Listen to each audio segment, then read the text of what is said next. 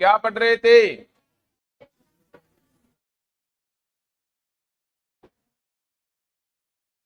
कौन पढ़ा के गया रहे? यहां पर कौन पढ़ा के गया पहले? हाँ, भारत में क्या पढ़ा था कल? देशांतर की स्थिति हो गई कंप्लीट। तो भारत के अक्षांश देशांतर दोनों को लेकर हमने कल बात की थी, है ना। आज बात करेंगे ग्लोबीय स्थिति को लेकर एक साथ में, और उसके बाद में बात करेंगे भारत में। अरे इनको रखो रे, सही क्या गिर गया।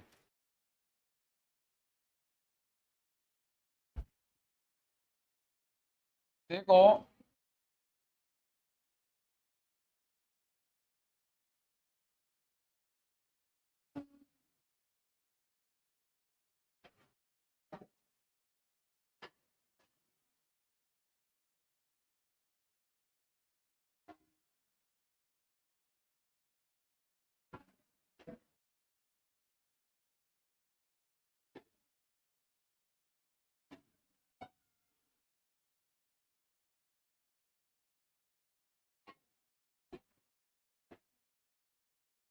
भारत का स्थिति विस्तार, और भारत के स्थिति विस्तार में आज बात करेंगे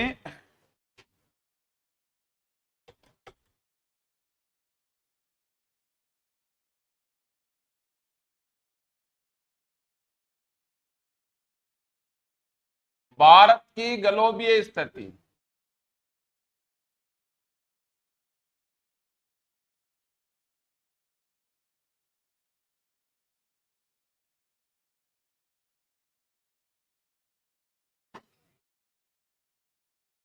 ग्लोबीय स्थिति, अरे उसको बोल दिया करी कि इसको क्यों चिगलता है। पढ़ाता तो इसको चिगलने में मजा आता है क्या? आज तुम्हें दिमाग खराब करता है।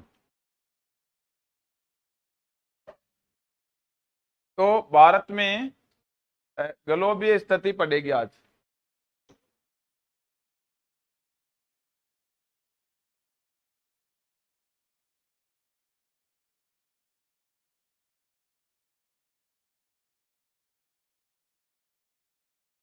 आप देखना, भारत की ग्लोबीय स्थिति को लेकर बात करेंगे। तो भारत की ग्लोबीय स्थिति समझने से पहले थोड़ा सा ग्लोब के बारे में एक बार मैं आपको समझा देता हूं। ग्लोब कल मैंने बताया था अपनी पृथ्वी का छोटा रूप है। क्या हुआ है? क्या हुआ? कालू राम जी को परेशान करे हुए क्या?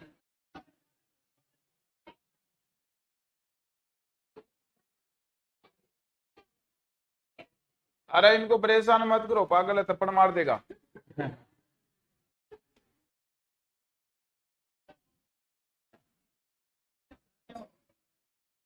लाल जी को भेजू क्या उधर?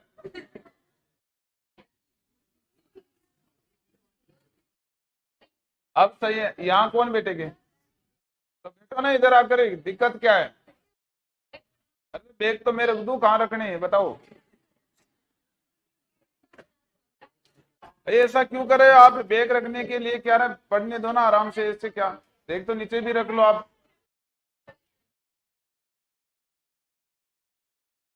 समझदार स्टूडेंट हो।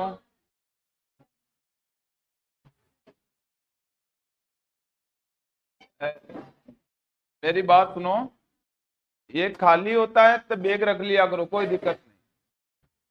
यदि पढ़ने के लिए मान लो कोई उधर बैठा है, कोई पीछे ज्यादा बैठा है, दिखाई नहीं दे रहा, तो आप अपना बैग रख लोगे तो आपको कोई फायदा नहीं होने वाला। आप तो ये बात करो ही मत। सीट नहीं है ये बात मत किया करो आप। मितुलाल जी, उचित नहीं लगता आपके मुंह से बात। ये अपने पास ही 0 डिग्री अक्षांश है, और ये अपने पास 0 डिग्री देशांतर है।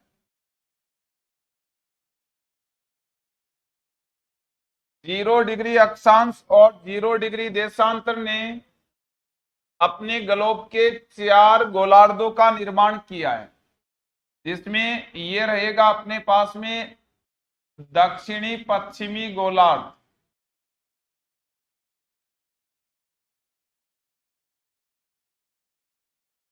ये रहेगा उत्तरी पश्चिमी गोलार्ध,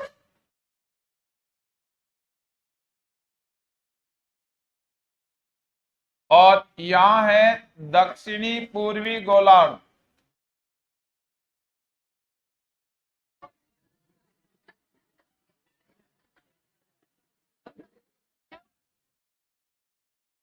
कौन सा बेग देखो, वो ले लो, देखो इधर बड़ी, वो ले आओ, वो दे दो जी इनको।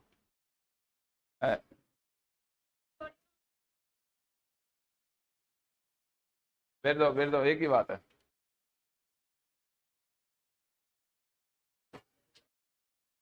तो वो मिट्टू लाल जी तो कह रहे थे कि ये बेग गुमशुदा है।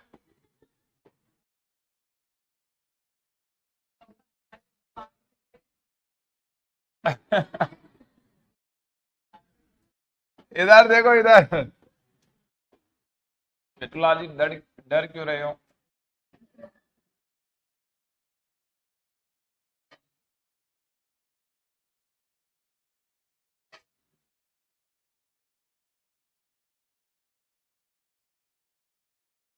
ये अपना भारत है,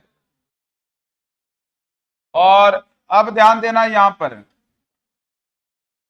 समझो जी एक बार ऐसे क्या कर रहे हो, आवाज क्यों कर रहे हो जी? एक का तो क्या है कि पता नहीं था कि आप पढ़ने के लिए आओगे। मैंने सोचा भाई बेग तो ऐसे रखे होगे। नहीं वो सही बात है, लेकिन मैंने ऐसे सोचा, अरे मेरा मतलब ये था, मैंने ये सोचा इन्हीं स्टूडेंटों में से होगा किसी का।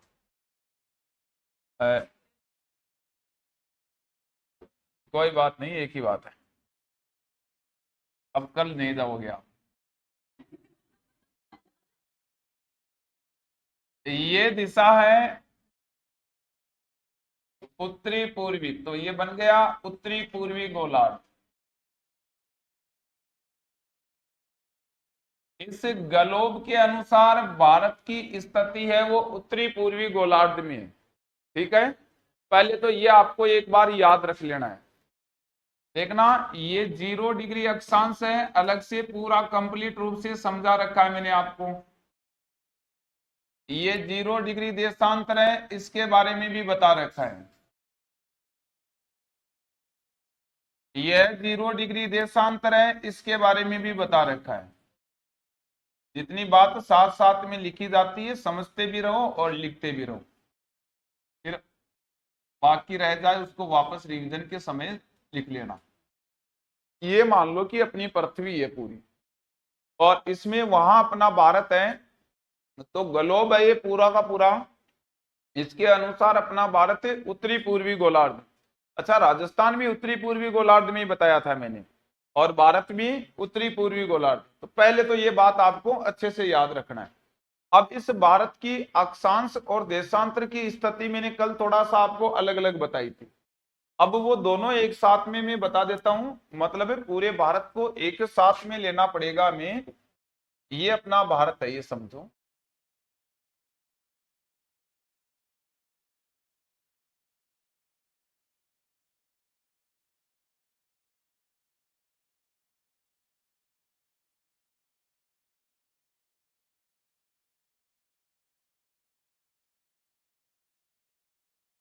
देखना, ये स्थिति अब मैं एक साथ लिख रहा हूं अक्षांश और देशांतर की। यहां अपने भारत की अक्षांशीय स्थिति थी, और एक इस जगह बताई थी। ये देशांतर की स्थिति थी, और एक इस जगह बताई थी। तो देखना, ये स्थिति बताई थी 8 डिग्री 4 मिनट उत्तरी अक्षांश, ये स्थिति बताई थी 37 डिग्री 6 मिनट उत्तरी अक्षांश। दोबारा एक बात बता रहा हूं, ध्यान देना। साथ साथ में लिख रहे हो, समझ में आ रहा है तो ठीक है, नहीं आ रहा तो 5 मिनट 10 मिनट 15 मिनट 20 मिनट ज्यादा लग जाएगी, बाद में लिख लेना।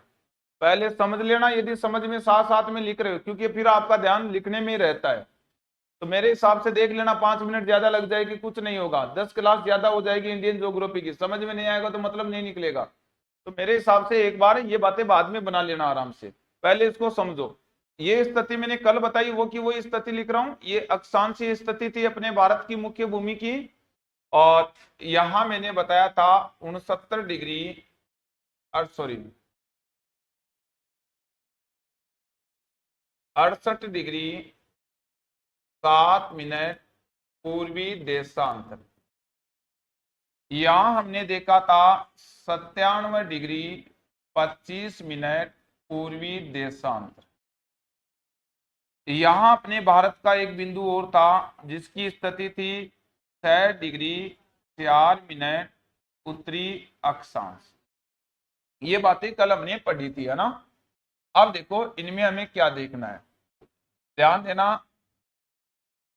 यहां से यहां तक अपने भारत की लंबाई थी, और यहां से यहां तक अपने भारत की चौड़ाई। तो भारत की लंबाई और चौड़ाई जहां आपस में मतलब एक जगह मिलती है, इसका मतलब वो मध्य का भाग बन गया। तो ये जो मध्य का भाग है, ये मतलब चार रास्ते बने अलग अलग से, तो इसको भारत का चौराहा कहते हैं, मतलब चौराया कहते हैं। चौराया जानते हो कि क्या होता है? तो ध्यान रखा करो, चौराहे में पैर नहीं लगना चाहिए ऐसा कहते हैं ना। तो चौराहा इसको कहा जाता है।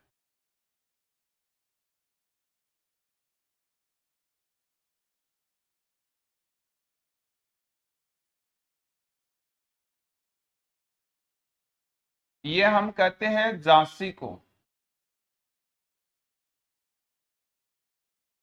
फिर देखना, ये पश्चिम का स्थान है, ये अपने पास में था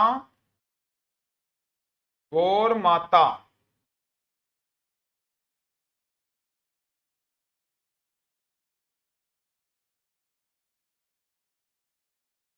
सरकरिक गुजरात का। ये पूर्व का स्थान था वालांगू किबुतु अरुणाचल प्रदेश, बताया था।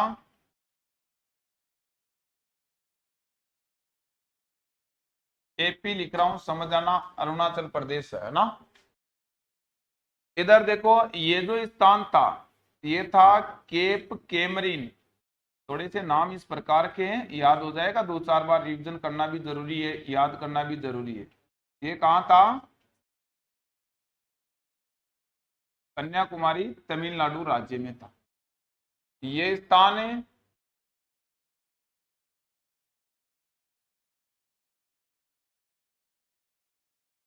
इंदिरा कोल कहाँ था?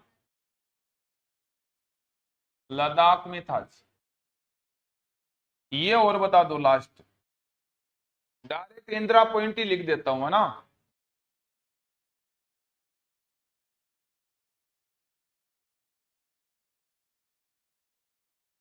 इंदिरा पॉइंट था, ये आपको याद रख लेना है।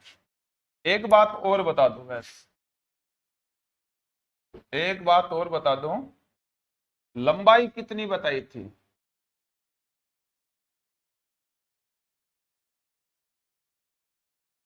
चौड़ाई कितनी बताई थी?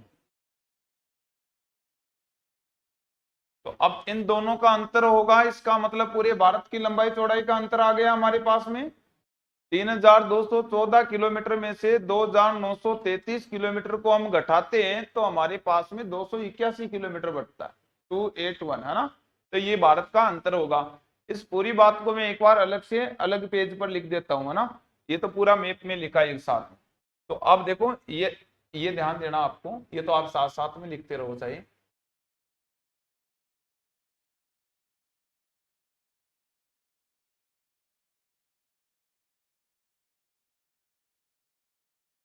भारत की गलोबीय स्थिति।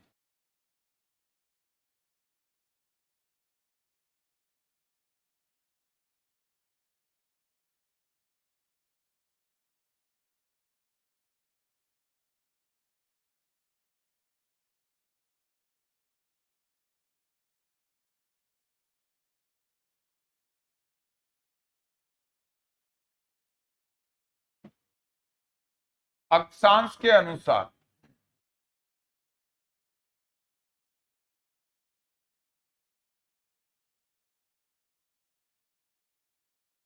मुख्य भूमि की होगी 8 डिग्री 4 मिनट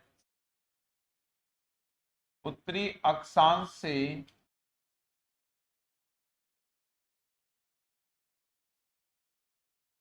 उत्तरी अक्षांश। दोबारा इसलिए लिखवा रहा हूं ताकि याद हो जाए थोड़ा सा। और संपूर्ण भारत की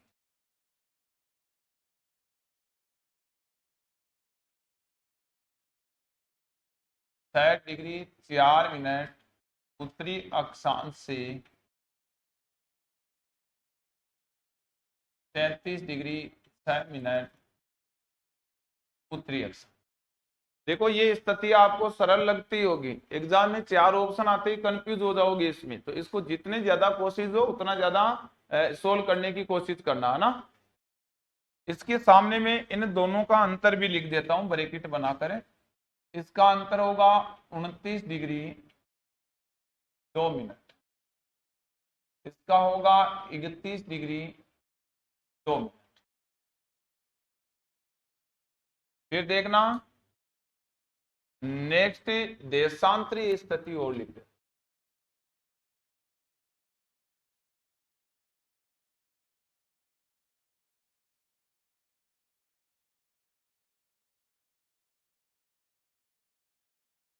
देशांतरी स्थिति वैसे ये अंतर कैसे हुआ ये बातें मैंने आपको कल अच्छे से बता रखी है। देशांतरी स्थिति रहेगी 68 डिग्री 7 मिनट पूर्वी देशांतर से 97 डिग्री 25 मिनट पूर्वी देशांतर। इसका अंतर कितना आया 29 डिग्री 18। दोबारा ध्यान देना, यहां पर हम लोग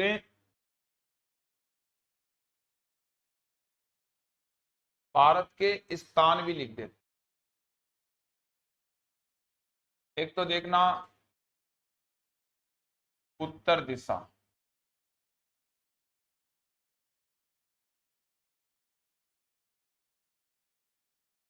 पूर्व दिशा,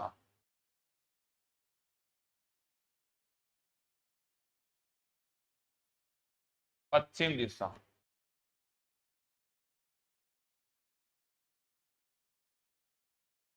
मुख्य भूमि की दक्षिण दिशा।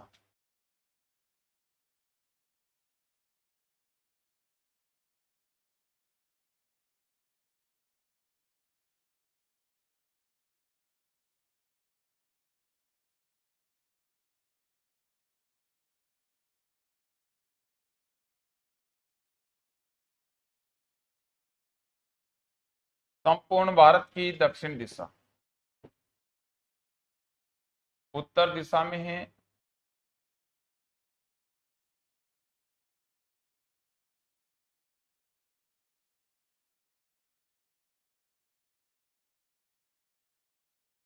इंदिरा कोल लद्दाख केंद्र शासित प्रदेश।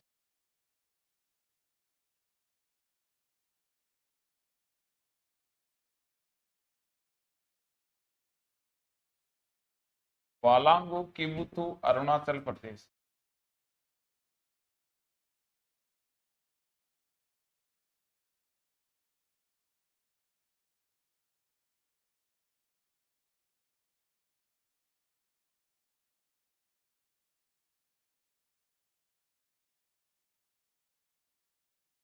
गौर माता सरकरी गुजरात।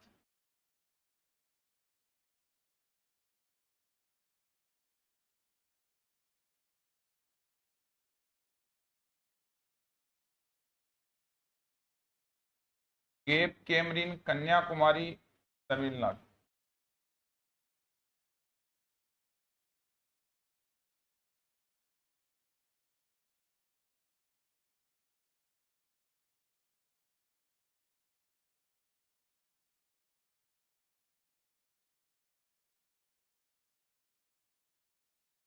इंदिरा पॉइंट ग्रेट निकोबार,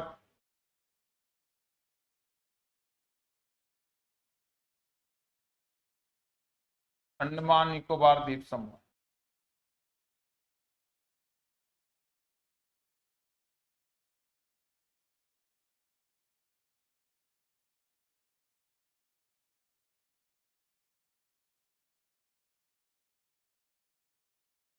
जितना लिख लिया उतना ठीक है, फिर रिवीजन में दोबारा लिख लेना। अब देखो इसके बाद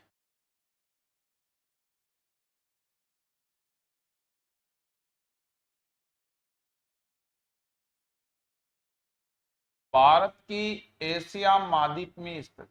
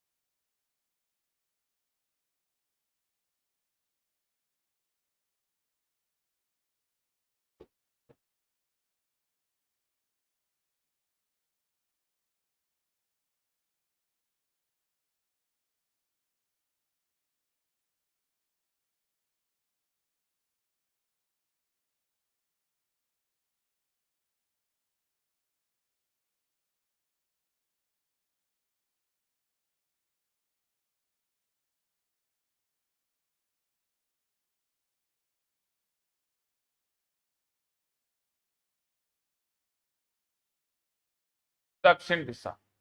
तो भारत कौन सी दिशा में स्थित है? ये अपना भारत है, कौन सी दिशा में है?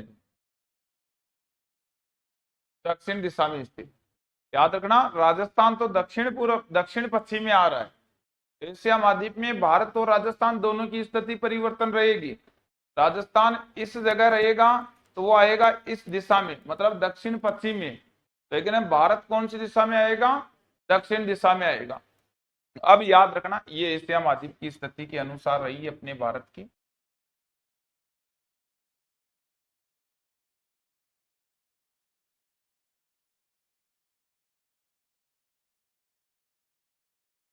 एशिया महाद्वीप में भारत की स्थिति देखी गई है। अब यहां से क्या याद रखना आपको, इससे एशिया महाद्वीप में यदि बात की जाए, थोड़ी सी अपने भारत को यहां पर मैं लेकर, एक तो इस दिशा को लेकर याद रखना, मुख्य क्वेश्चन तो ये भी बनता आपके पास में।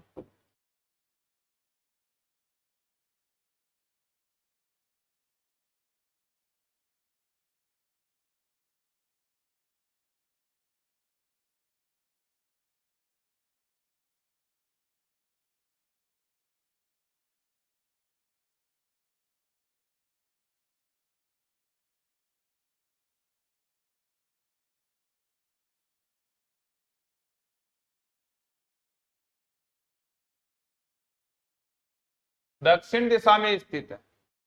अब दोबारा ध्यान देना, एक बार वापस इस ग्लोबीय स्थिति में आ रहा हूं, एक बार दोबारा देखना। ये पूरा का पूरा ग्लोब ना, पूरा का पूरा ग्लोब ये पूरी धरती का है, समझना।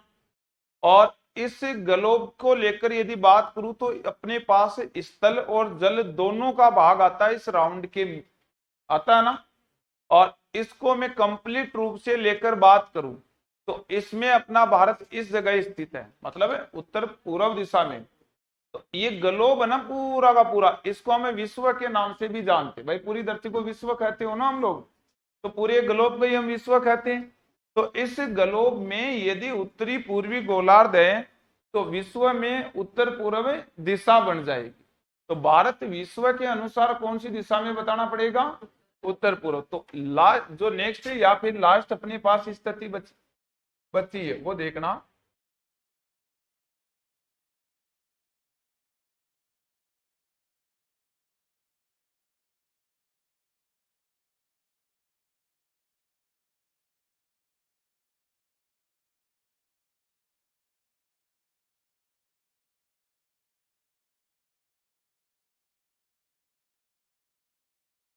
इसका मैं डायरेक्ट आंसर लिख देता हूं, है ना, समझ गए तो।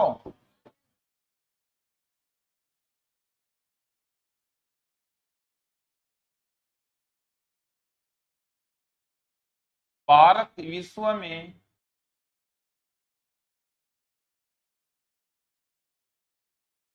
उत्तर पूर्व दिशा में स्थित। भाई नहीं समझ में आया तो बताना, मैं दोबारा समझाऊंगा।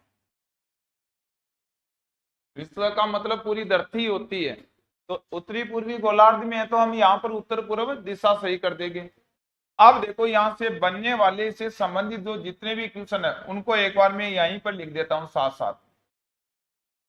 इस विश्व के कुल क्षेत्रफल का भारत में कितना प्रतिशत है?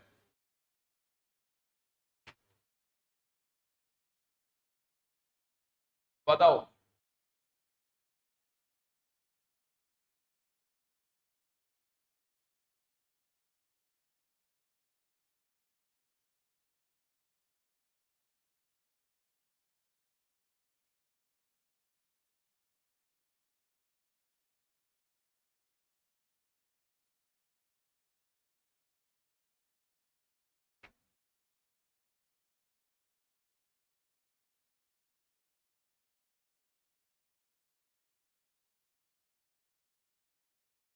याद रखना दोबारा एक बार, यदि नाम में विश्व आ जाए या पृथ्वी आ जाए तो एक ही मतलब होता है, दोनों ना आए और स्थल मंडल आ जाए तो भी एक ही मतलब है। समझ रहे हो क्या आप इसको? पीछे अरे समझ में आ रहा है क्या?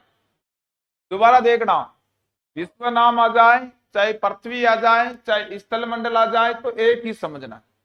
अब स्थल मंडल आया इसका मतलब जल मंडल तो नहीं आया।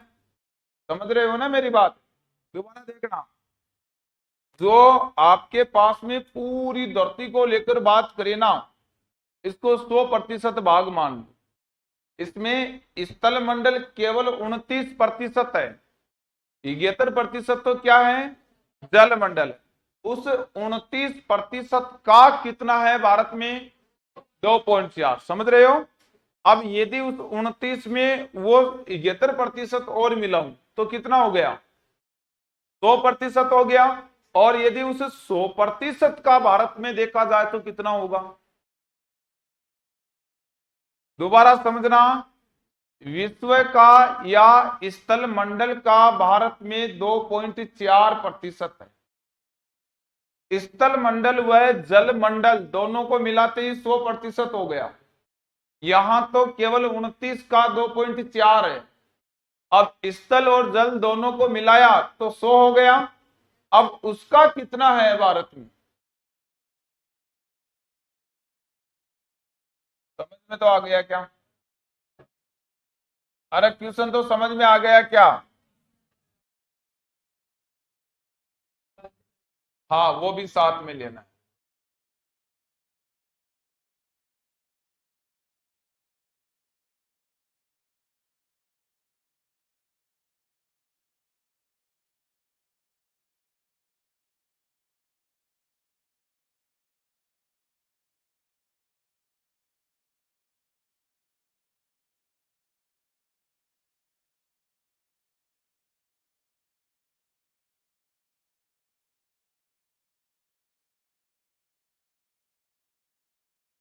देख लेना आंसर कितना लिखा है।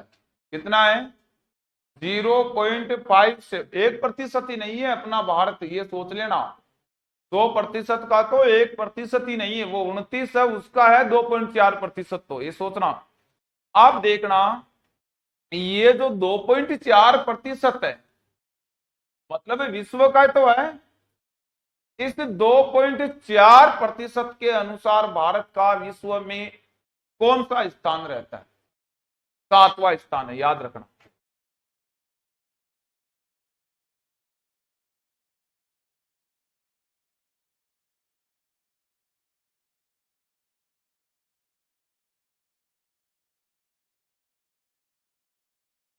विश्व में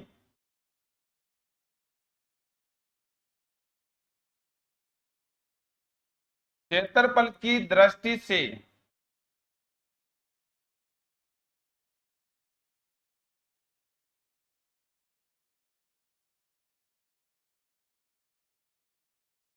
भारत का 7वां स्थान है। मतलब भारत से 6 देश बड़े हैं। भाई 7वां स्थान है तो यही मतलब तो होता है फिर। तो देखो वो बड़े देश कौन से। 1 नंबर रूस,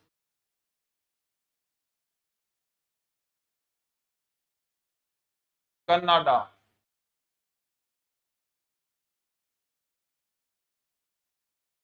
चीन,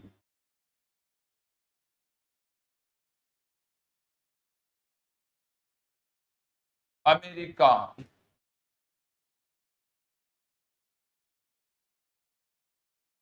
ब्राजील,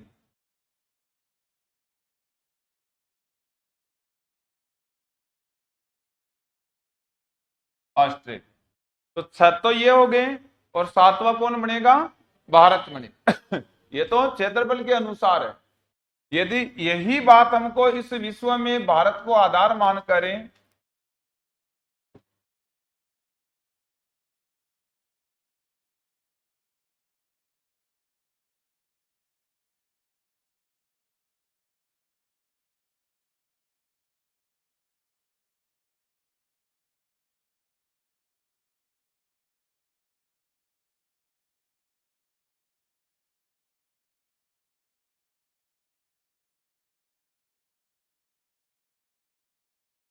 कुल जनसंख्या का कितना प्रतिशत है अपने भारत का?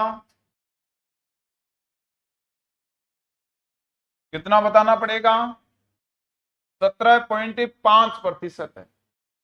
अब ये 17.5 है, वो पूरी धरती पर दूसरा स्थान रख रहा है।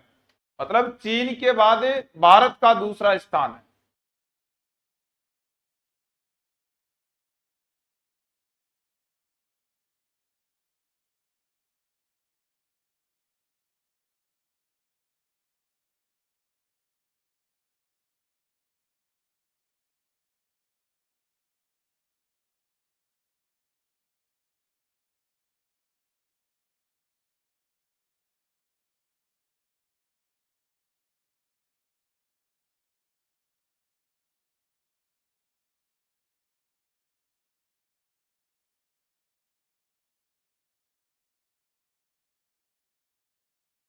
चीन के बाद दूसरा, तो जनसंख्या में तो दूसरा स्थान और क्षेत्रफल में 7वां स्थान। अब यहां पर ध्यान देना, ये तो बात अपनी विश्व को लेकर हुई है। और अब इस विश्व में 7 महाद्वीप है। इन 7 महाद्वीपों में एक अपना भी महाद्वीप है जिसका क्या नाम है? इस एशिया महाद्वीप में बहुत सारे देश स्थित है। उन सभी देशों में इस भारत का जनसंख्या के अनुसार कौन सा स्थान है? दूसरा स्थान, क्योंकि एशिया में चीन भी आता है, इसका मतलब पूरी धरती पर भी दूसरा, और एशिया महाद्वीप में भी कौन सा है? दूसरा स्थान। मैं यही लिखता हूं।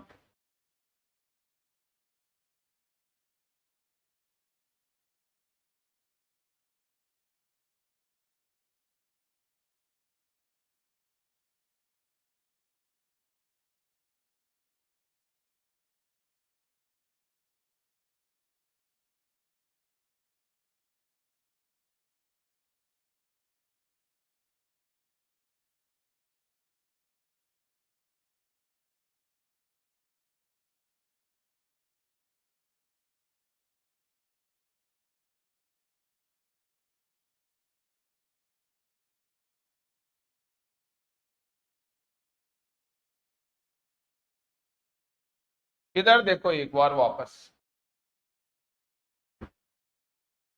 ये जो 7 देश लिख रखे हैं मैंने भारत को मिलाकर, इसके अलावा ये 6 देश लिखे। पहले समझ लेना, इधर बाद में लिख लेना। इन देशों में एक तो रूस नाम का और दूसरा चीन नाम, ये दोनों देश एशिया महाद्वीप के हैं और कोई भी एशिया महाद्वीप का देश नहीं है। और तीसरा देश 7वां बनेगा, वो भी एशिया महाद्वीप का बनेगा। 7वां कौन है? भारत। तो इस एशिया महाद्वीप में भारत का क्षेत्रफल के अनुसार पूछ ले तो तीसरा स्थान, रूस और चीन के बाद तीसरा स्थान मतलब भारत का रहेगा। तो वापस उसी एशिया में लिखना है, ये बात है।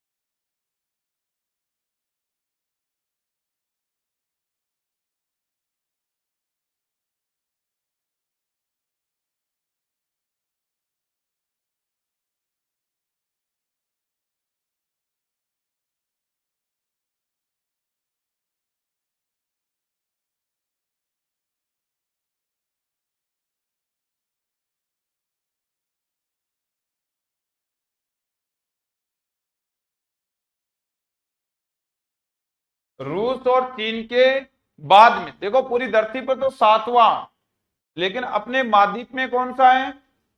तीसरा। पूरी धरती पर जनसंख्या में दूसरा, और अपने महाद्वीप में भी जनसंख्या में दूसरा। कंफ्यूज नहीं रहोगे ना इस बात में।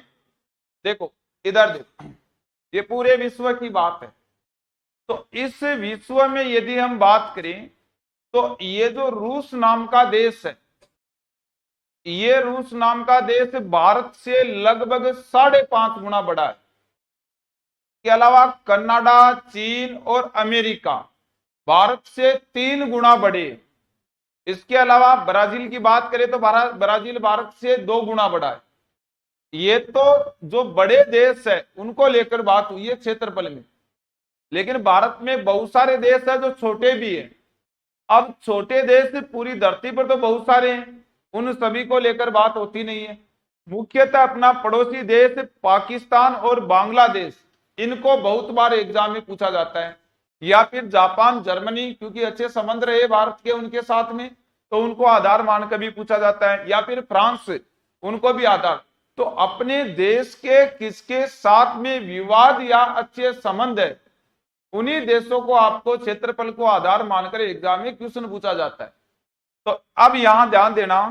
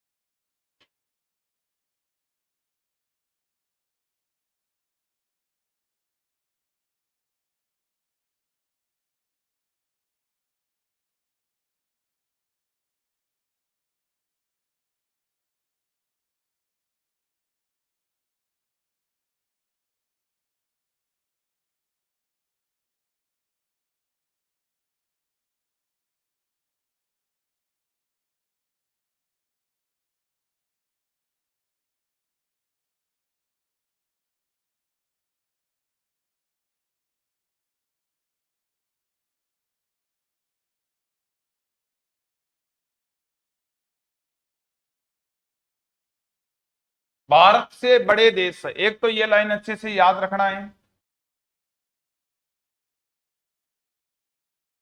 देखना,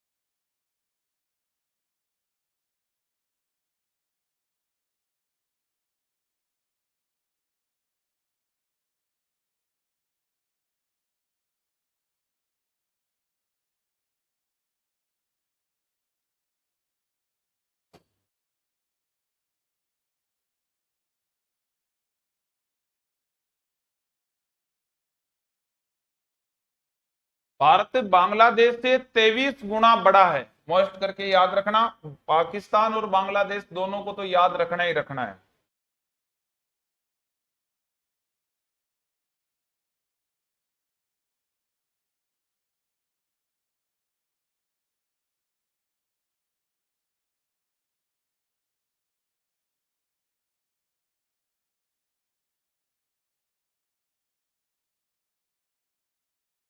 भारत की आकृति कैसी है?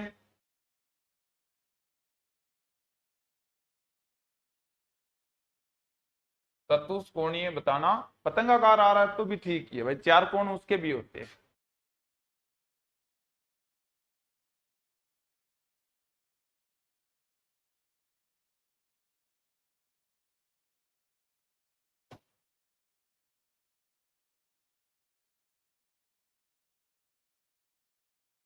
तथा भारत का क्षेत्रफल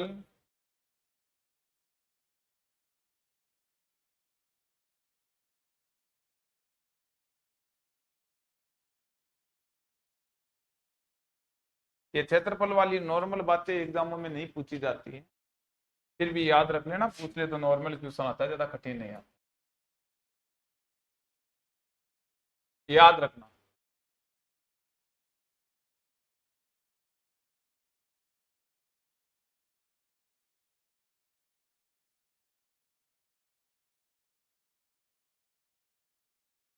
भारत की लंबाई मतलब है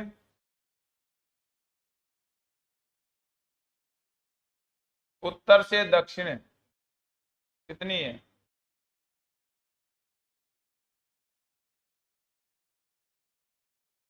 जैसे लिखवा दी मैप में।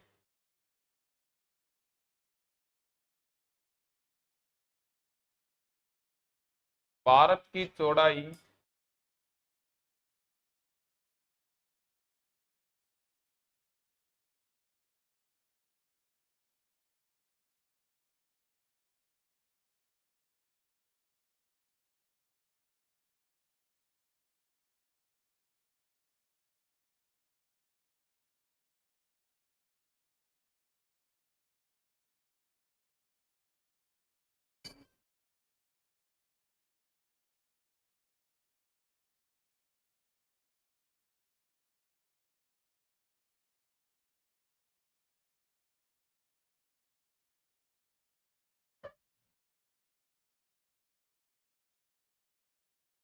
दो सौ इक्यासी किलोमीटर है ना? तो ये अपने भारत में स्थिति का जो पॉइंट था वो समाप्त हो। अब हमें बात करनी है भारत के विस्तार को लेकर। तो अब आप कौन सा मैप बना रहे थे, बाकी कौन सा रहा था, उसको थोड़ा सा स्पीड से बनाना, फिर विस्तार वाले टॉपिक की तरफ और बढ़ते आगे।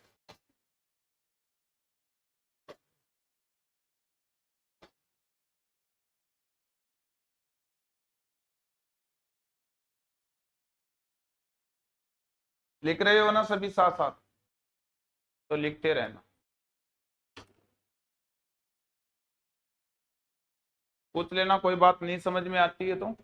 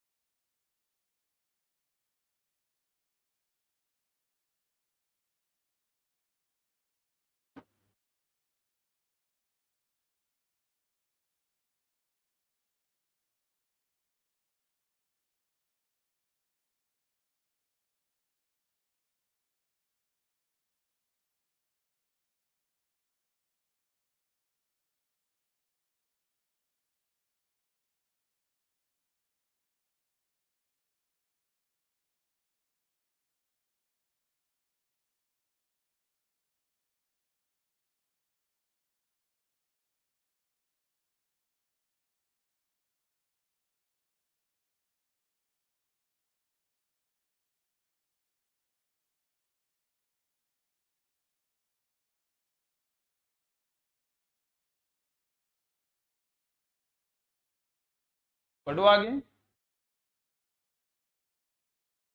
बता दो भाई, थोड़ा सा जल्दी लिख लो तो।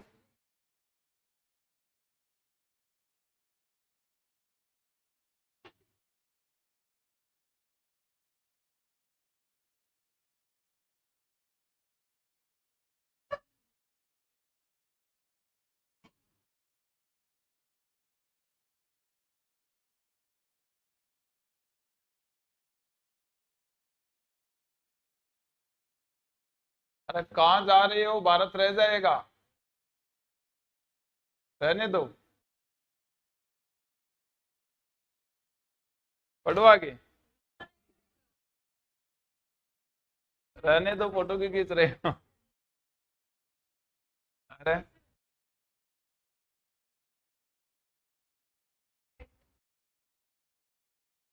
पढ़ो आगे। लिया फोटो, ये भी लिखो जी।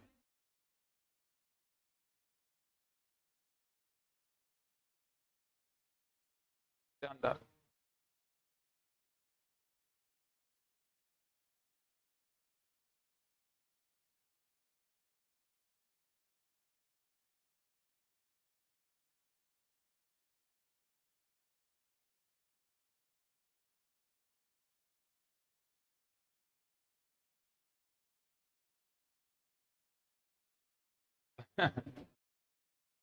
पेटूलाल जी परेशान हो गए।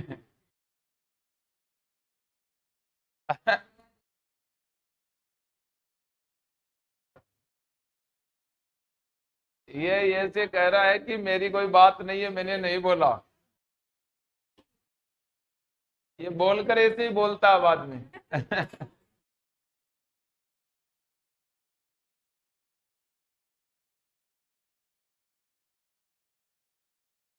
पढ़ो आगे। अरे ये बातें मैंने कहा तो था, साथ साथ में लिखना है।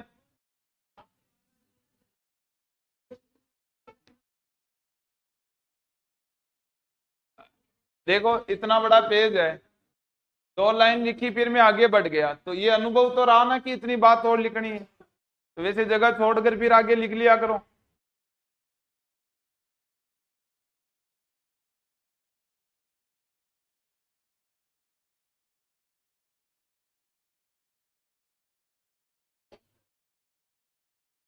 तो मिठूलाल जी लिख रहे हो ना।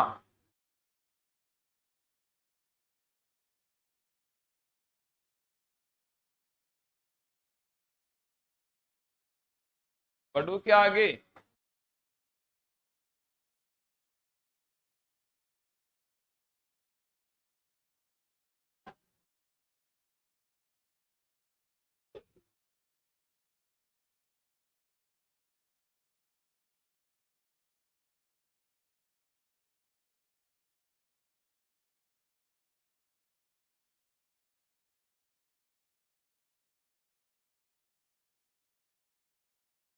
नुकसान हो जाएगा सभी के, बड़ों बड़ों में ध्यान दे लेना, मेरा कुछ नहीं बचेगा।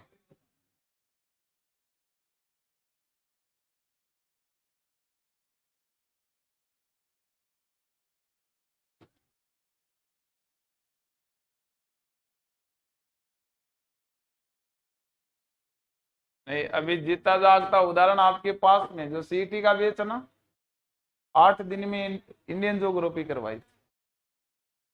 याद रखना, अभी आप 8 दिन का मतलब उसमें, चलो ठीक है, 2-2 3-3 घंटे लंबी क्लास थी, 8-9 दिन।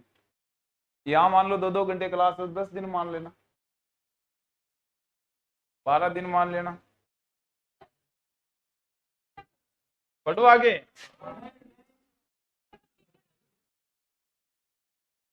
इतनी तो है इंडियन ज्योग्राफी। 2.5-3 दिन में, 3-4 दिन में। टाइम लगेगा, 1 महीना लगेगा पूरा। पढ़ो क्या आगे।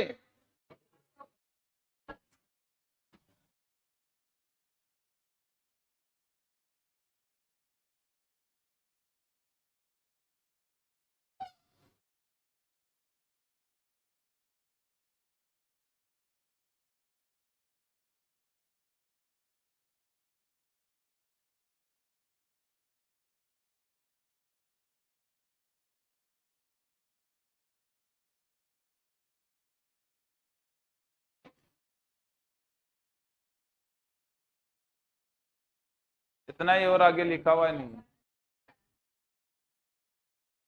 आगे नहीं है।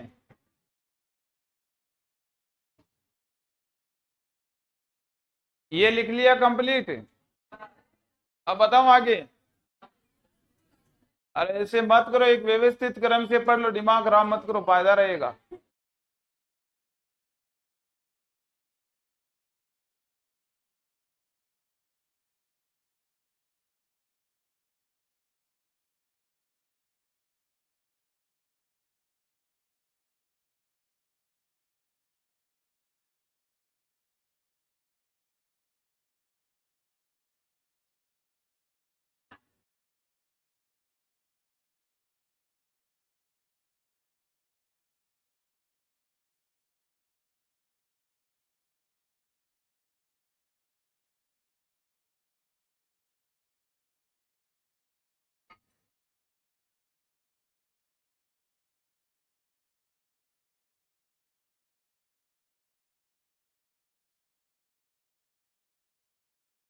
लिखा सभी ने?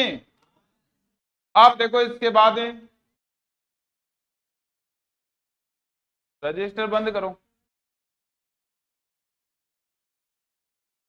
रजिस्टर बंद करो, सभी करो। और जब तक मैं नहीं बोलूं ना लिखना है, तब तक रजिस्टर मत खोलना, यहां समझते रहना। देखो इसके बाद रहेगा अगला पॉइंट है,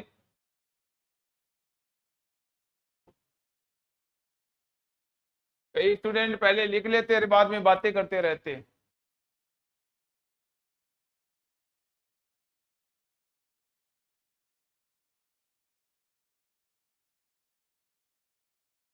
भारत की सीमाएं,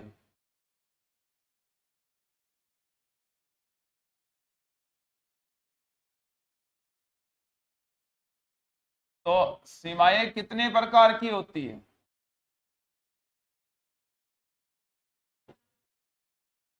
चार प्रकार की होती है सीमा, दो प्रकार की,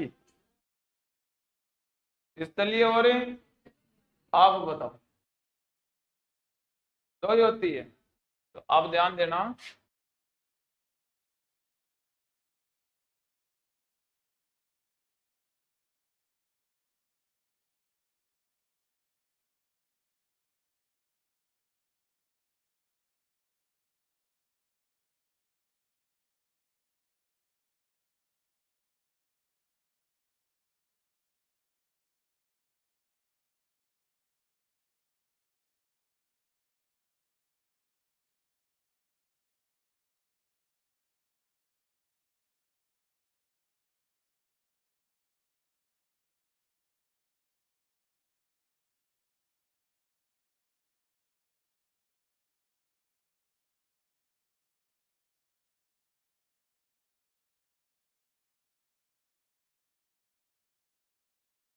आवाज मत करो रे, फायदा रहेगा।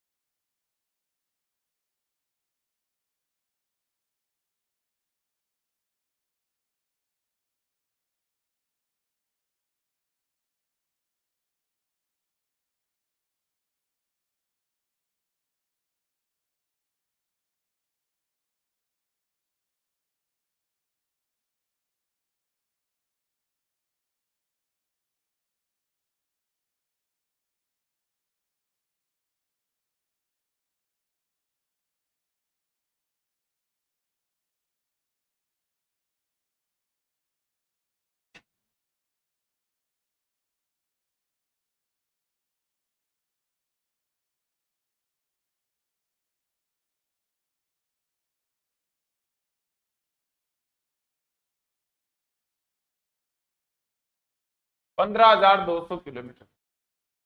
अब समुद्री सीमा क्या होती है इसका ध्यान देना। मतलब क्या होता है, अपने पास में जो तटीय भाग होते, तटीय सीमा, ये तो अपने पास में, ये कुल जो मैंने बता दी 7516 किलोमीटर है।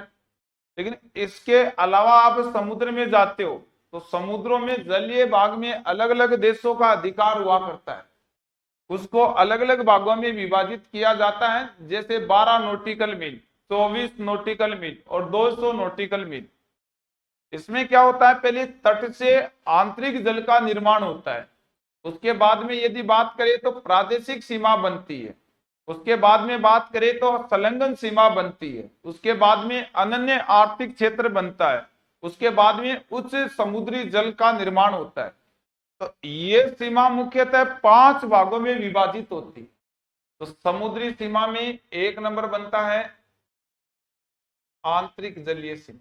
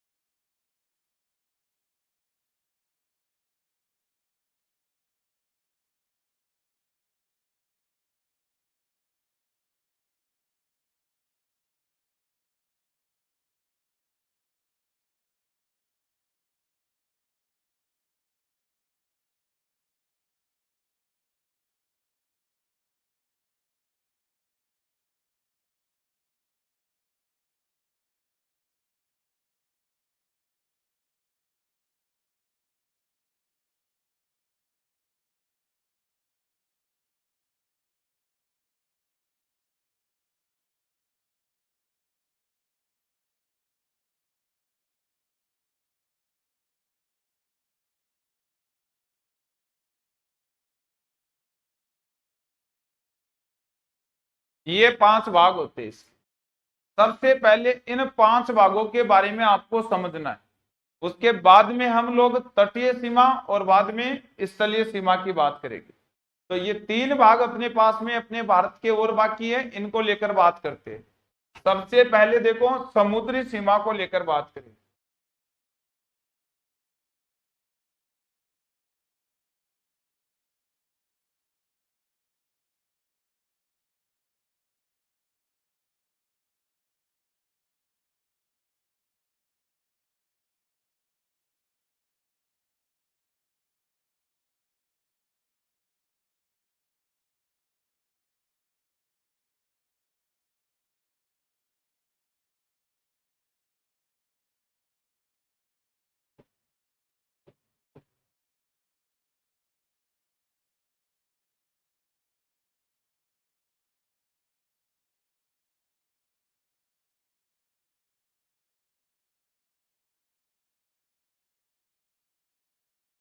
सन 1982 में यूएनओ के द्वारा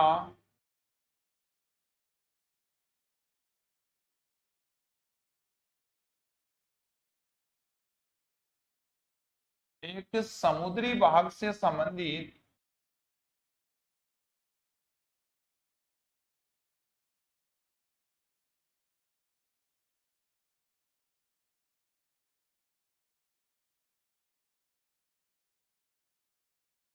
कानून बनाया था,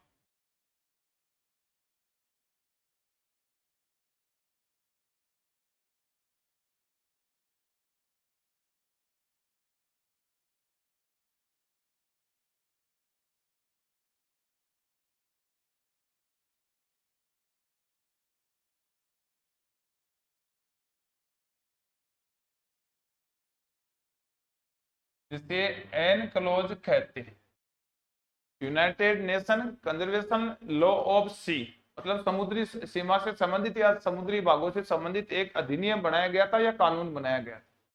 1982 में यह बनाकर तैयार किया गया था, समुद्रों से संबंधित कानून था। इसमें क्या बात रखी गई थी कि जब तक इस कानून का मतलब एक संगठन का निर्माण हुआ, ये एक कानून अधिनियम बना, तो इसमें यह बात रखी गई थी कि जब तक इसमें 60 देश हस्ताक्षर नहीं कर देते तब तक इसे लागू नहीं किया जाएगा। इसी एनक्लोज के अनुसार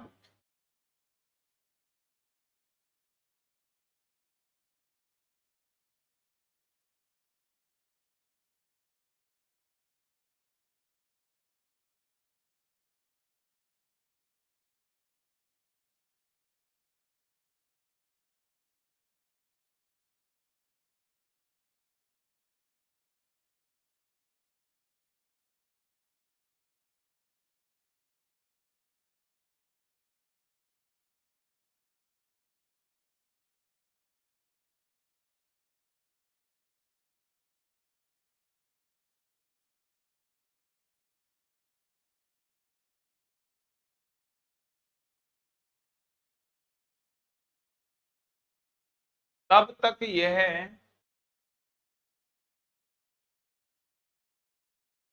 लागू नहीं होगा।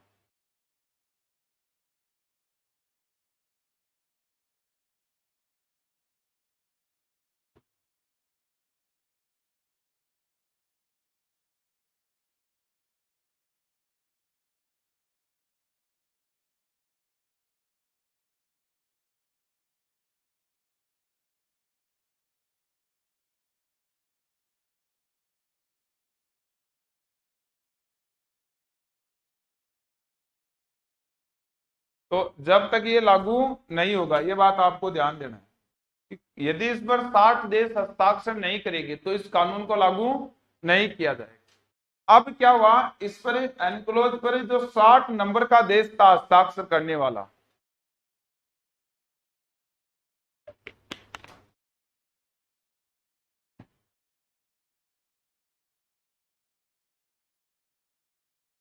या इसको ऐसा याद रखना,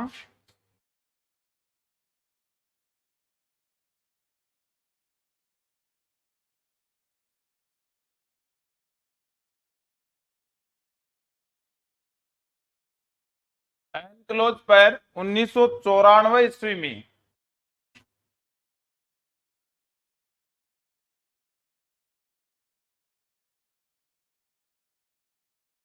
हस्ताक्षर करने वाला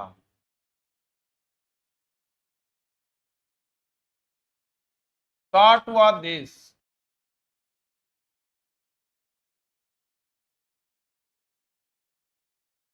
दक्षिणी अमेरिका महाद्वीप का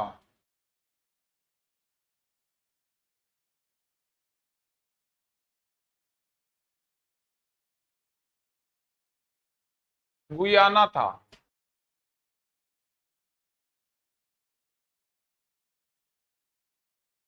इसीलिए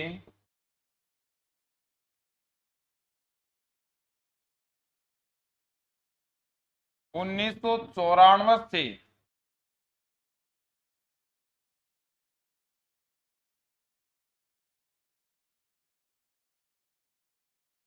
UNCLOS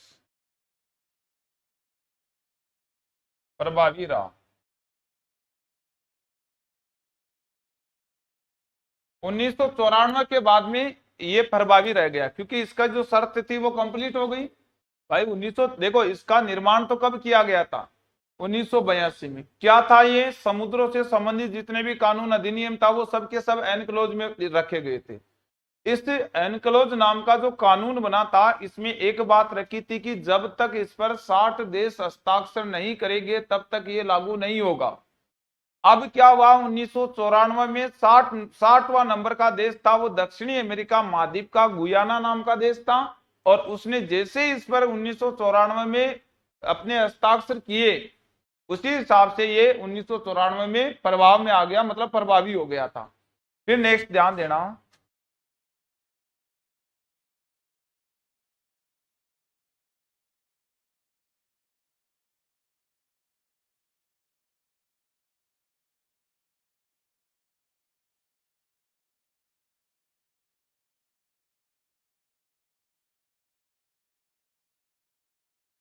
उन्नीस सौ 95 में एनक्लोज का सदस्य देश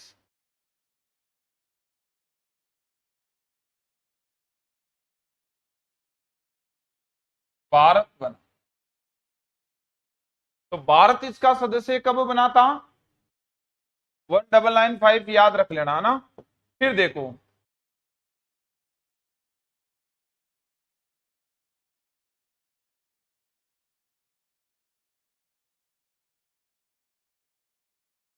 वर्तमान में एनक्लोज में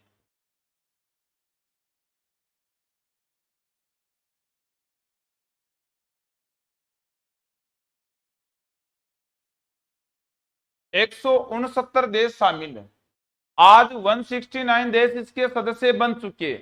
जब हस्ताक्षर किया तो 1994 तक 60वां देश बना था, फिर इसके बाद अपना भारत बना था, और अब तक देखा जाए ना तो कितने देश आ गए, टोटली 169। तो अब वर्तमान में एक तो कुल कितने देश है ये बात याद रखनी है। 2 नंबर याद रखना है कि भारत इसका सदस्य कब बना, ये भी अच्छा है। 3 नंबर बात, इसको प्रभावी रूप से कब लागू किया गया? 1995 को या 1994 को, याद रखना है ना, 1994 को याद रखना।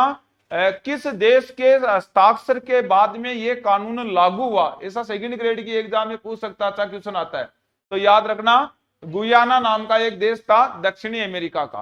किससे संबंधित है? ये समुद्रों से संबंधित कानून बनाने का काम करता है। इसका क्या नाम है? United Nation conservation law of sea, ऐसा करके है ना। तो ये समुद्री सीमा से संबंधित कानून का निर्माण करता है। इसका कंप्लीट नाम देखो आप है।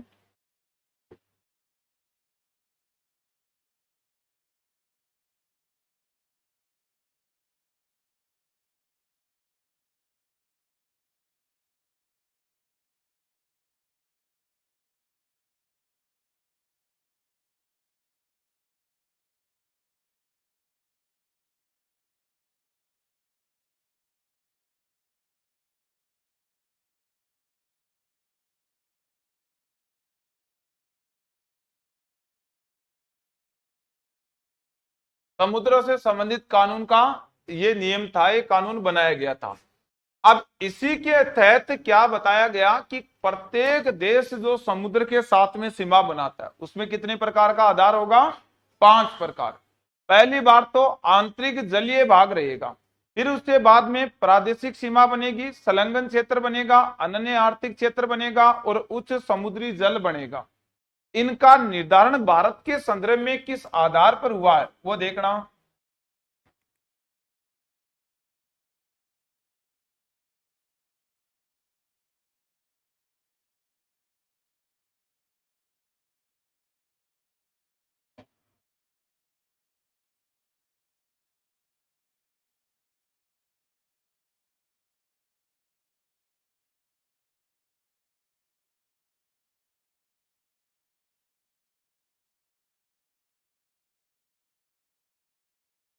भारत की समुद्री सीमा,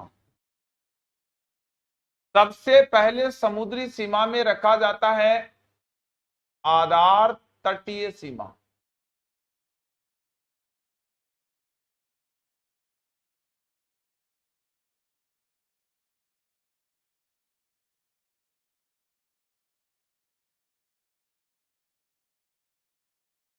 आधार तटीय सीमा होती क्या है पहले तो ये समझो।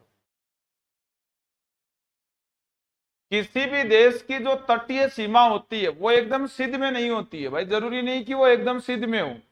तो उस टेढ़ी मेढ़ी सीमा को सीधी बनाने की जो सीमा होती है वही क्या कहलाती है? आधार।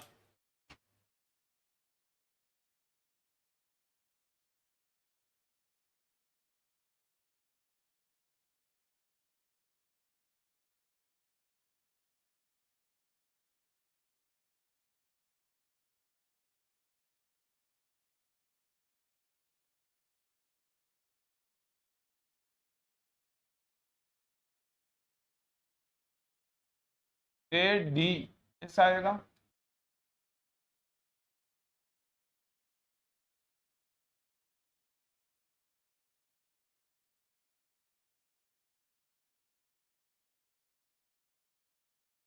किसी भी देश की टेढ़ी मेढ़ी समुद्री सीमा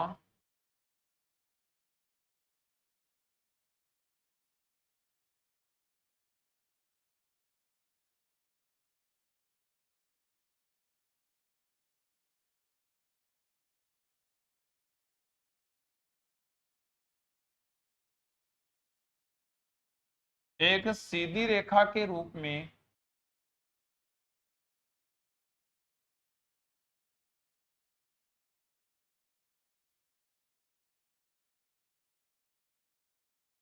व्यवस्थित करना,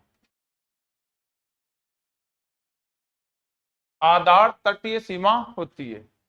अब देखो, जैसे उदाहरण बात करें अपने देश के अनुसार, मतलब भारत में देख लिया जाए तो देखो भारत में यदि बात करें तो मैं केवल समुद्री भाग का ही निर्माण कर रहा हूं यहां।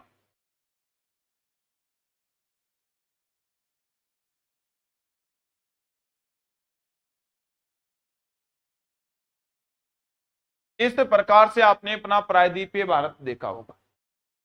और इस प्रायद्वीपीय भारत में भी देखो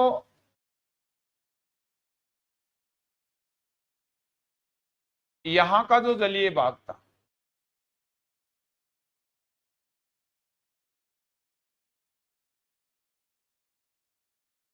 अरब सागर का,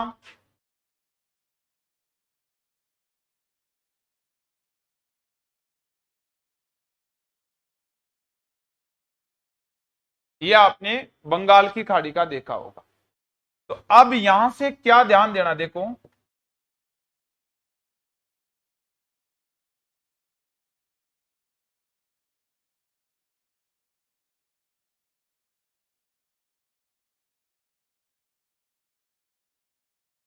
अब ये जो सीमा है, यदि कोई व्यक्ति इस जगह खड़ा है, मान लो ये आपके पास ये सीमा है, एक बार ये समझना।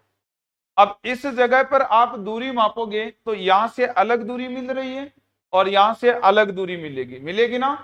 तो उसके तहत क्या कहा गया कि पहले इसको एकदम सिद्ध में बनाओ, आप जो आपकी तटीय सीमा है उसको एकदम सीधी रेखा बनाओ, और उसी को हम क्या कहेंगे, आधार तटीय सीमा। तो इसमें हमने क्या काम किया वो देखना। भारत के संदर्भ में अपना जो भारत था उसको हमने यहां से लिया, और इसके बाद में देखना एक बार आप लोगे,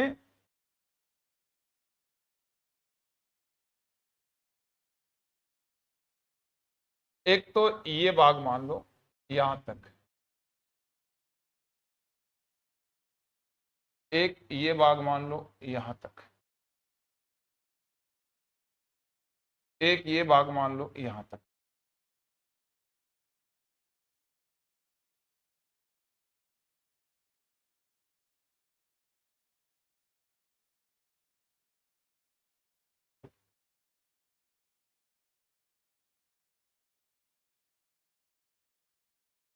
ये जो भाग बना एकदम सिद्ध में, इसको हमने क्या कहा है, आधार तटीय। तो किसी भी देश की जो तटीय सीमा होती है वो जरूरी नहीं है कि एकदम सिद्ध में हो। भाई दूसरे देश की क्यों, अपने देश की भी देख लो ना आप। भाई यहाँ पर भी जलीय सीमा लगती है, यहाँ पर भी लगती है, तो ऐसे घुमा हुआ है तो दूरी तो मापोगे तो अलग अलग मिलेगी। तो अपने देश ने अपनी एक आधार तटीय सीमा मान ली, और आधार तटीय सीमा एकदम सीधी रेखा मानी गई है दोनों तरफ पे, वो आधार तटीय सीमा रही है। तो आधार तटीय सीमा क्या होती है, ये एकदम सीधी रेखा, मतलब तट को एकदम सीधी रेखा में व्यवस्थित करना, जहां से आधार हो जाए कि ये अपने भारत का आधार रहा है, तो उसको हमने आधार माना है। एक नंबर पर तो अपने पास में आधार तटीय सीमा हुई है। अब देखना यहाँ पर मतलब आधार तटीय सीमा क्या है इसको समझना। आधार तटीय सीमा में हमारे पास में अपने देश की एकदम सीधी रेखा कर ली हमने तैयार, ये सोच लेना एक बार भारत की। अब इस देखो ये भारत की हुई है, चाहे दूसरा देश होता तो उस देश की माननी पड़ती थी, चाहे कोई कोई सा भी देश है पूरी धरती पर, क्योंकि वो नियम तो यूएनओ का था जो सभी को मानना अनिवार्य रखा गया था। तो वो तो सभी देशों पर लागू था। तो सभी देशों ने इस प्रकार की अपनी अपनी सीमा का निर्धारण किया, तो हमने भी अपनी एक आधार तटीय सीमा का निर्धारण कर लिया। तो आधार तटीय सीमा किसी भी प्रकार के देश की तटीय सीमा को एकदम सिद्ध में बनाने का भाग होती है, ये समझ गए। अब इस आधार तटीय सीमा के बाद में हमने समुद्री सीमा को 5 भागों में बांटा। इस आधार तटीय सीमा थी, इसके बाद में हमने क्या किया, देखो ये जो समुद्री सीमा थी इसके 5 भाग माने। भाई पहले आधार मानोगे तभी तो सीमा मानोगे। अब मैं बताऊं, जैसे प्रादेशिक तटीय सीमा 12 नॉटिकल मील है, तो भाई 12 नॉटिकल मील मापोगे तो कहां से मापोगे आप लोग, पहले आधार तो होना चाहिए ना। यानी कि इस जगह पर यदि आप 12 नॉटिकल मील मापने लगे, यहां 12 नॉटिकल मील मापने लगे, तो हुआ क्या, एक लड़का तो इस जगह से माप रहा था, एक इस जगह से माप रहा था, और इसको मापना है, तो इस जगह की दूरी ज्यादा आएगी और इसकी कम आएगी। इसलिए हमें यह कंफ्यूज दूर करने के लिए एक बार सीधी रेखा का निर्माण किया, और वही सीधी रेखा क्या कहलाई, आधार तक। अब इसके बाद में हमारे पास में आंतरिक, देखना यहां पर ध्यान देना क्या लिखा मैंने, आंतरिक जलीय सीमा आई। आंतरिक जलीय सीमा के बाद प्रादेशिक तटीय सीमा आई। तो इसके बाद में हमारे पास में आई है, वो आई है आंतरिक जलीय सीमा।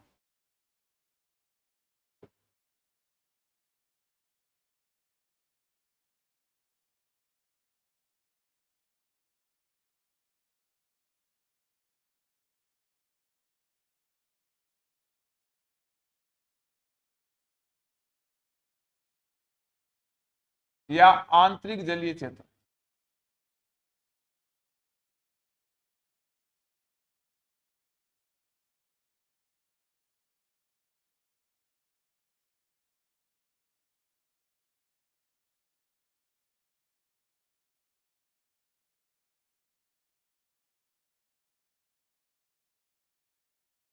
ये अपना भारतीय भाग था। इसमें हमने क्या किया,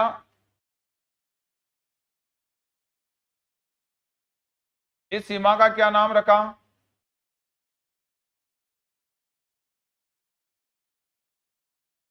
ये आधार तटीय सीमा थी। अभी समझा। इस आधार तटीय सीमा के आंतरिक भाग में यहां जल भरा हुआ है या नहीं? अरे भाई इधर जल है या नहीं? किधर?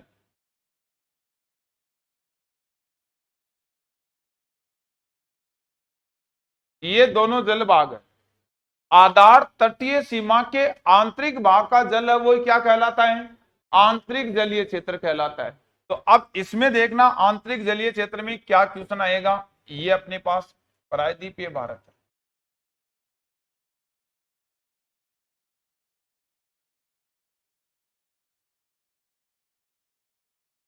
इसमें एक बात का ध्यान देना, जैसे मान लो कि यहां कोई बंदरगाह स्थित है,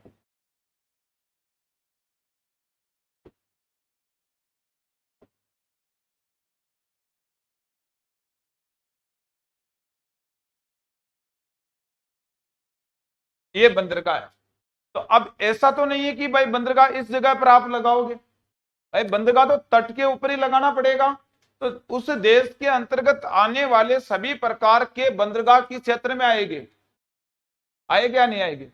मान लो कि यहां पर कोई ना कोई किसी न किसी प्रकार की, और भारत में तो याद रखना ही है भाई, है मैं बताऊंगा अभी। चिल्का झील का नाम सुना होगा उड़ीसा में, वो ऐसे स्थित है।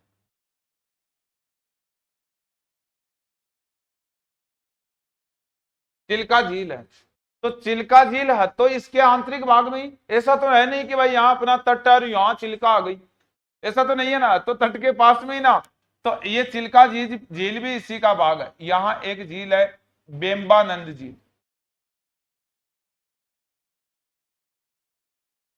केरल राज्य में। दोबारा ध्यान देना, एक तो ये बंदरगाह कोई सा भी बंदरगाह मान लो चाहे आप,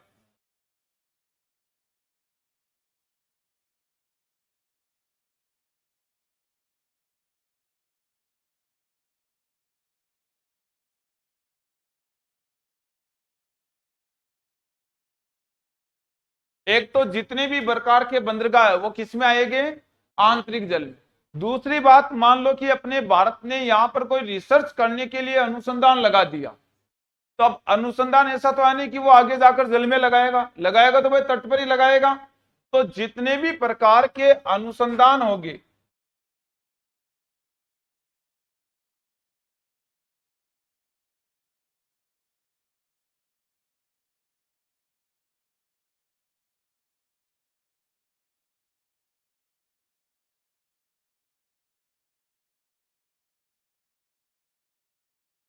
वो भी किस में आएगी, आंतरिक जल में आएगी। इसके अलावा देखना, अब अपने भारत में थोड़ा सा आप याद रखना, यहां से क्वेश्चन घूमेगा।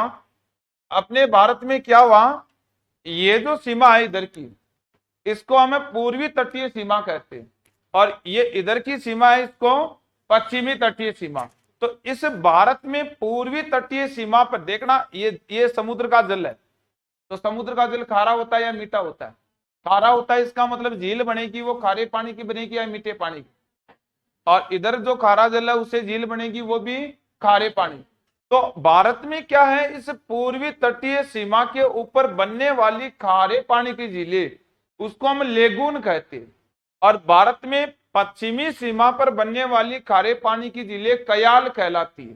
तो यहां पर ये जो आपके पास जैसे उदाहरण में चिल्का झील है,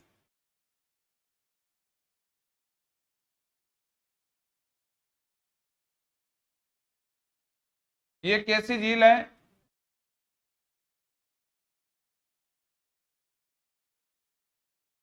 लेगून झील का उदाहरण है।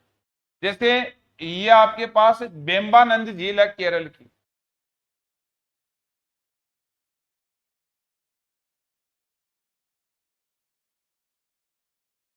ये कैसी झील है?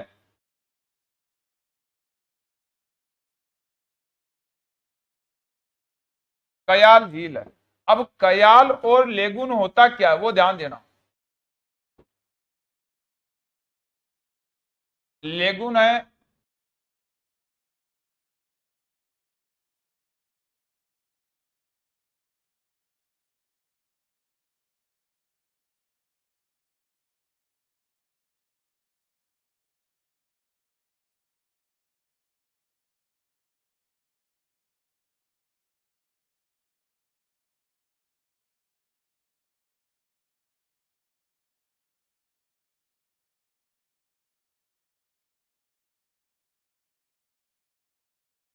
पूर्वी तटीय सीमा पर बनने वाली खारे पानी की झीलें।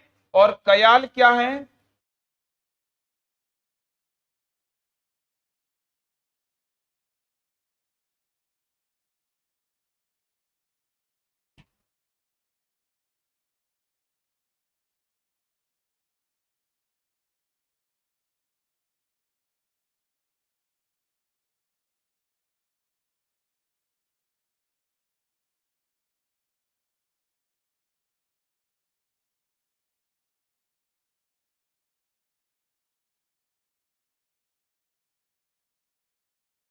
दोबारा समझना। अब आपके पास एग्जाम में ये क्वेश्चन आए कि लेगून किसका भाग है, और ऑप्शन में देखना यहां से क्या क्या दिया जाए आपको।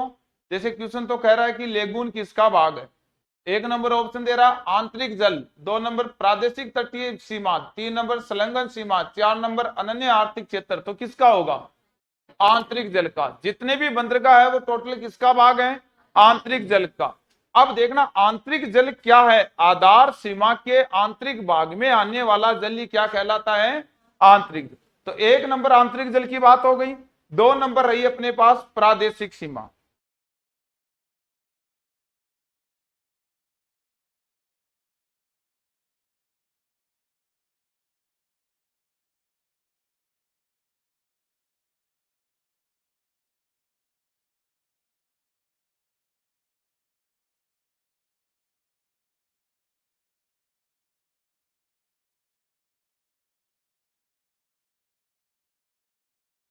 तीन नंबर है आपके पास संलग्न क्षेत्र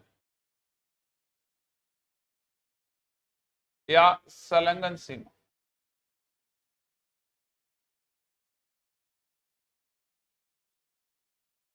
क्या लिखा जा रहा है?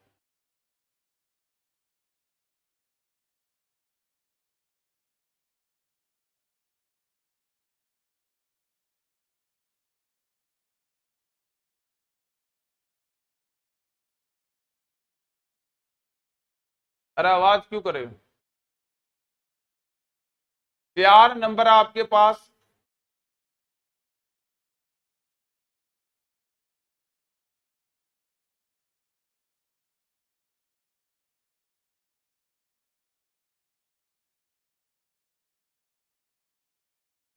अनन्य आर्थिक क्षेत्र। इसका मतलब क्या होता है इसको ध्यान देना एक बार। इन तीनों को एक साथ बता रहा हूं मैं।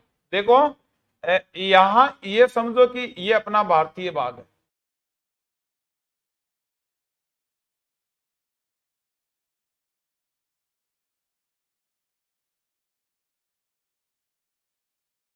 ये अपना भारतीय भाग है। अब देखना यहां पर इस जगह हमने जो सीमा बनाई वो सीमा कौन सी थी? बोल जाओ। आधार तटीय सीमा थी। इस आधार तटीय सीमा से इस आधार तटीय सीमा से 12 नॉटिकल मील आगे चलोगे, यहां एक सीमा बनेगी।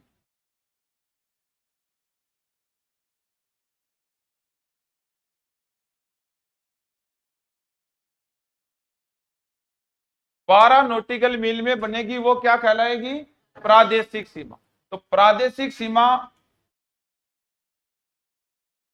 12 नॉटिकल मील की है।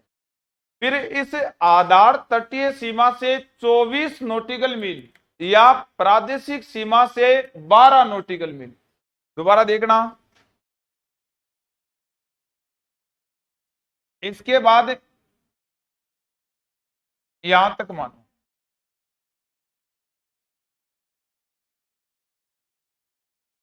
ये होगा 24 नॉटिकल मील।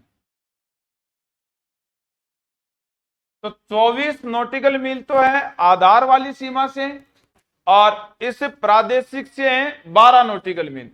तो अब इसको ध्यान देना, ये कहलाएगा संलग्न क्षेत्र।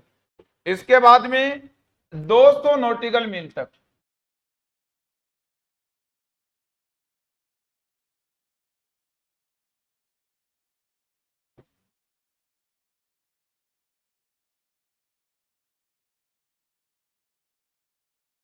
ये जो भाग होगा इसको कहेंगे अनन्य आर्थिक क्षेत्र। तो ये अनन्य आर्थिक क्षेत्र होगा 200 नॉटिकल मील तक। अब एक बार इसको कंप्लीट रूप से समझना, ये मानो कि ये जलीय भाग है। अब ये जो जलीय भाग में भर रहा हूं वो किसका है? आंतरिक भाग रहेगा। इसके बाद में यदि हम बात करें तो अब ये जलीय भाग किसका है? प्रादेशिक सीमा का।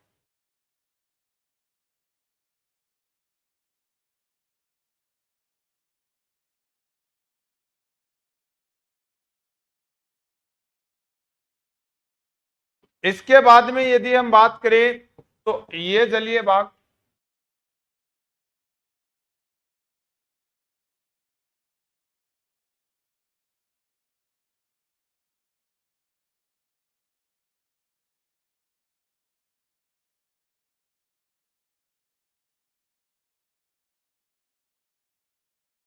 इसके बाद में यदि बात करें हमें तो ये जलीय भाग, आवाज क्यों कर रही हो रहा है? हाँ, क्या हो गया?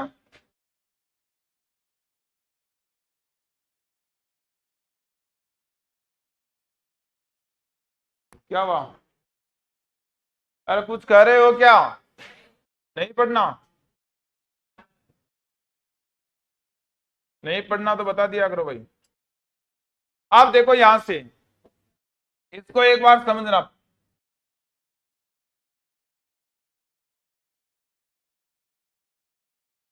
ये तो है आपके पास आंतरिक जल,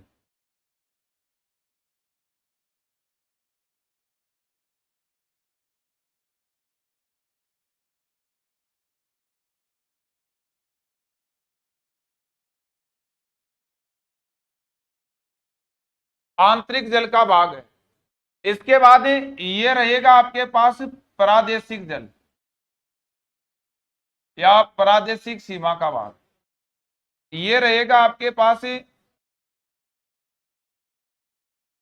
संलग्न सीमा का भाग, और ये रहेगा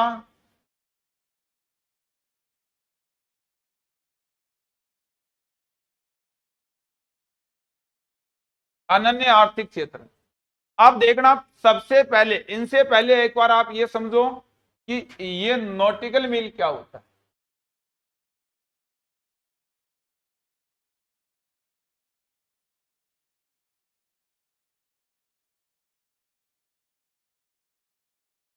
तो जिस प्रकार से हम स्थल पर किसी की लंबाई मापते हैं तो किलोमीटर में मापते, उसी प्रकार से जलीय भागों में जो इकाई लगाते हैं लंबाई के आगे वो क्या होती है? तो समुद्र में जो इकाई होती है वो क्या मानी जाएगी? नॉटिकल। एक नॉटिकल मील बराबर 1.8 किलोमीटर होता है। मतलब है जैसे ये 12 नॉटिकल मील है, इसका मतलब हो गया 1.8 से गुणा कर दो आप, तो ये 21.5 किलोमीटर हो गया। तो मतलब क्या होता है इसको समझना अच्छी तरह से, एग्जाम में आया हुआ है। तो नॉटिकल मील क्या है?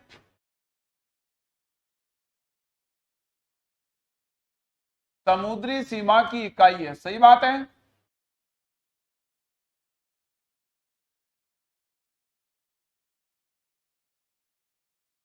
फिर इधर लिख रहा हूं 1 एन एम का मतलब है 1.8 किलोमीटर, याद कर लेना। ये पता नहीं तो किसी एग्जाम में पूछा, ऐसा करके अभी पूछा गया था कि 1 नॉटिकल मील में कितना होता है, 1.8 किलोमीटर होता है। तो अब ये 12 नॉटिकल मील में कितनी किलोमीटर हुई, तो भाई इससे गुणा कर लेना 1.8 से। 24 में पूछे तो भी गुणा करना। फिर यहां से दोबारा ध्यान देना एक बार, 12 नॉटिकल मील कहां से मानी हमने, आधार सीमा से। तो ये आधार तटीय सीमा है, इससे 12 नॉटिकल मील है।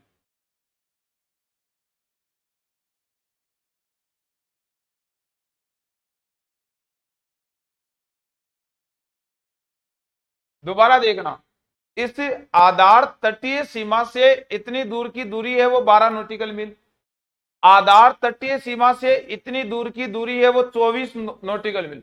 इसमें ये 12 भी शामिल है। कभी ये मत सोचना कि इस प्रादेशिक से 12 24 माप लूं, वो गलत कर दोगे। तो आधार मानकर इसको ही मापा जाता है। तो इससे 12 नॉटिकल मील तक तो क्या होता है अपने पास ही, प्रादेशिक। 24 नॉटिकल मील तक है संलग्न, और 200 नॉटिकल मील तक है अनन्य। तो इसमें देखो,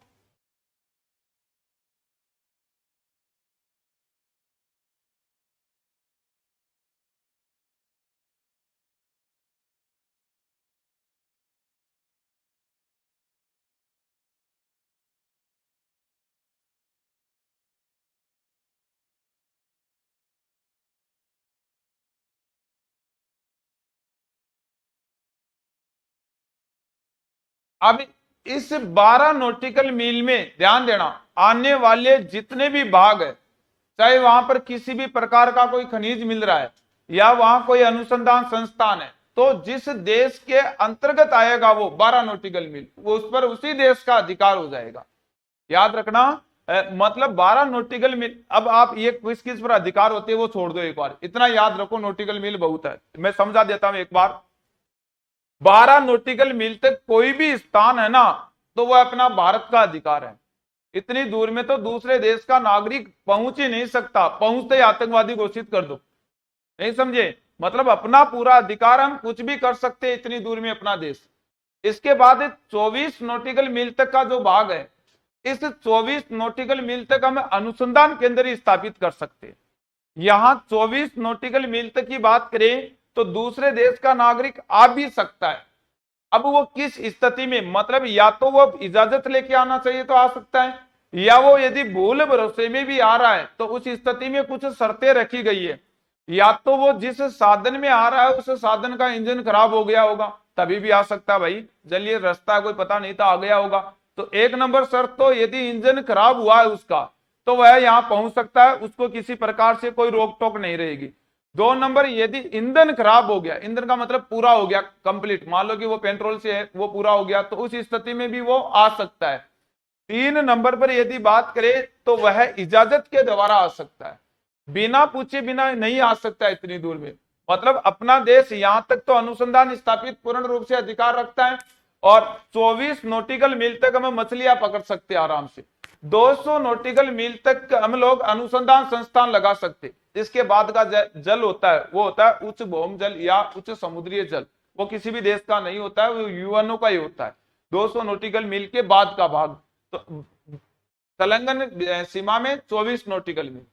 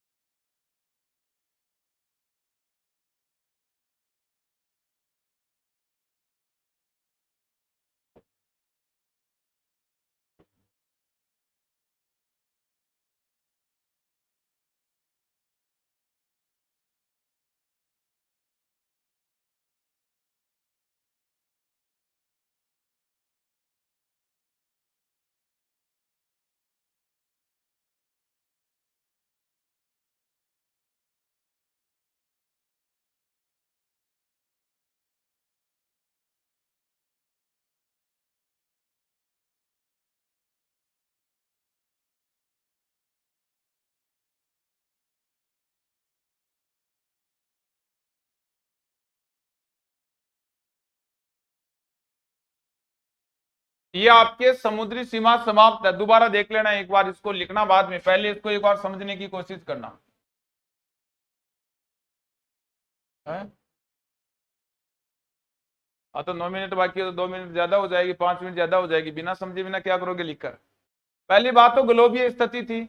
इस ग्लोबीय स्थिति को तो ज्यादा विचार विमर्श इसलिए नहीं किया मैंने क्योंकि अक्षांश और देशांतर हम पहले पढ़ चुके थे, है ना। तो इसमें तो मुख्यतः हमें स्थिति बनानी बाकी थी, तो वो मैंने बनाकर आपको बता दी थी। अक्षांश और देशांतर दोनों बात मैंने पहली क्लास में आपको समझा रखी थी। फिर देखना, इसके अनुसार जितनी भी ग्लोबीय स्थिति थी उसको हमने एक व्यवस्थित क्रम में लिख लिया था और कुछ नहीं किया, वो बात मैंने यहाँ लिख रखी है। लंबाई चौड़ाई का थोड़ा सा अंतर हमने अलग पढ़ा है, तो ये देख लेना आप थोड़ा सा। इसके बाद में नेक्स्ट हमने महाद्वीप, अपने एशिया महाद्वीप में स्थिति देखी, तो उसमें एक नंबर हमें मिला कि ये दक्षिण दिशा में स्थित है। दूसरी बात, एशिया महाद्वीप में जनसंख्या में दूसरा स्थान है।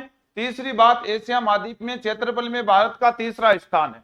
अच्छा, जनसंख्या में कौन बड़ा है, तो चीन बड़ा है, और क्षेत्रफल में रूस और चीन दोनों ही बड़े हैं।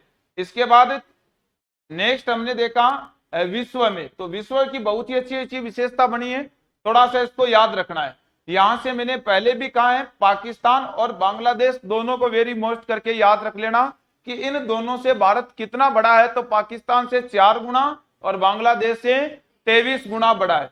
दोनों बात याद रखनी है। इसके बाद में नेक्स्ट हमने देखा समुद्री सीमा, तो देखना भारत की सीमाओं में 3 भागों में विभाजित किया, एक समुद्र की, एक तटीय सीमा और एक स्थल की सीमा। तो तटीय सीमा और स्थलीय सीमा तो नेक्स्ट क्लास में पढ़ेंगे। पहले हम लोगों ने समुद्री सीमा देखी जिसके हमने 5 स्तर पढ़े, इनका मतलब क्या होता है। तो हमने देखा 1 नंबर की, देखो पहले तो समुद्री सीमा का निर्धारण कैसे हुआ वो बात पढ़ी।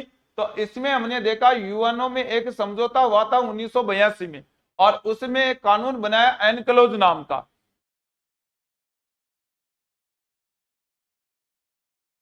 यूएनसीएलओएस, देखना ये नाम होना चाहिए सभी जगह, यूएनसीएलओएस, ठीक है। ये कानून बनाया, इसमें एक बात रखी गई थी कि जब तक 60 देश हस्ताक्षर नहीं करेंगे तब तक ये लागू नहीं होगा। तो इस पर 1994 को 60वां देश एक गुयाना नाम का था, उसने हस्ताक्षर कर दिया और इसे लागू कर दिया। अपना देश जुड़ गया 1995 में, और इसी के तहत अब वर्तमान में 169 देश इसमें कुल शामिल है। इसको भी थोड़ा ध्यान देना।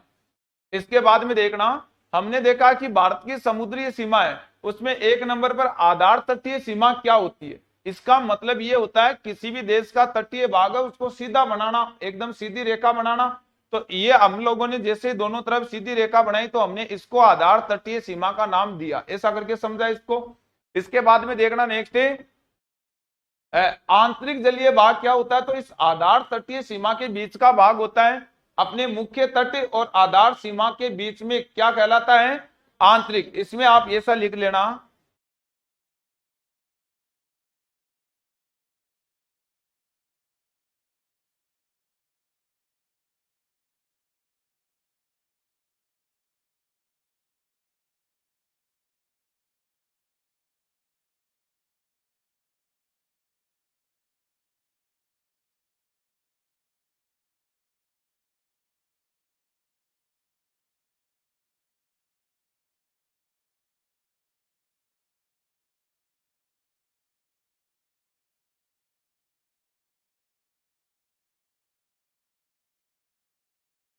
मध्य का जलीय भाग होता है वो कहलाता है आंतरिक जलीय क्षेत्र, है ना, इसको भी आप याद रखना।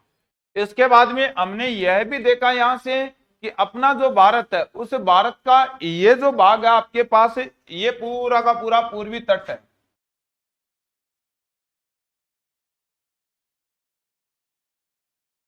और ये भारत का पश्चिमी तट है।